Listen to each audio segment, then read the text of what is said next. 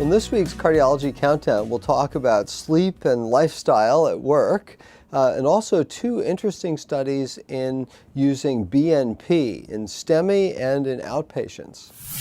So to begin with, there are a pair of studies in JAMA this week that look at lifestyle of us working at the hospital.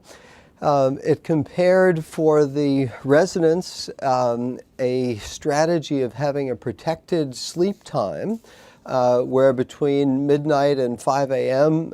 They had to sign out their beepers, and looked at how they were responsive and using a sleep scale and responsiveness. Not that surprisingly, the residents were more alert on morning rounds. But they also looked in a separate study for the attendings and compared 2- and 4-week rotations and found no difference in terms of outcomes of people coming back to the hospital during the subsequent 30 days if you had done a 2-week versus 4-week rotation.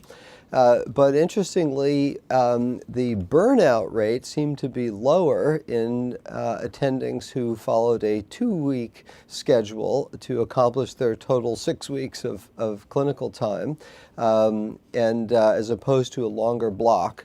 The one downside of this was that team cohesion and teaching seemed to be scored a little bit lower for the 2-week attending rotations.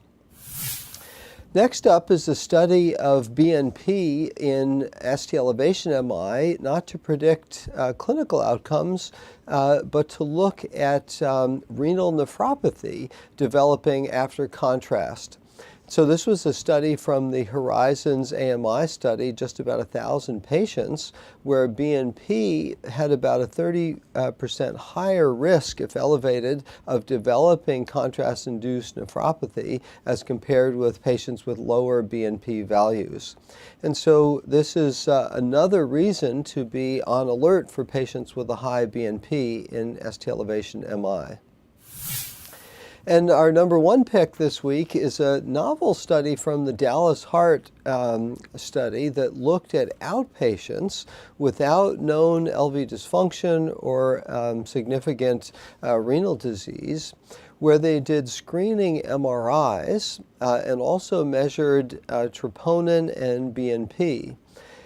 Very interestingly, looking for LVH, they found that unsuspectedly in about 9% of patients.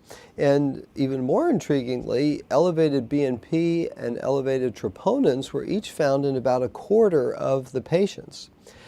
And when they focused in on the LVH patients, they found that the combination of either an elevated troponin or BNP with the LVH predicted about a 4-fold higher risk of developing heart failure over the coming years.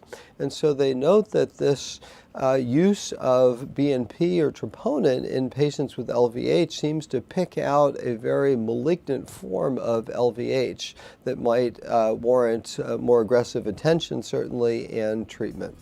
So for this week's Cardiology Countdown, I'm Chris Cannon.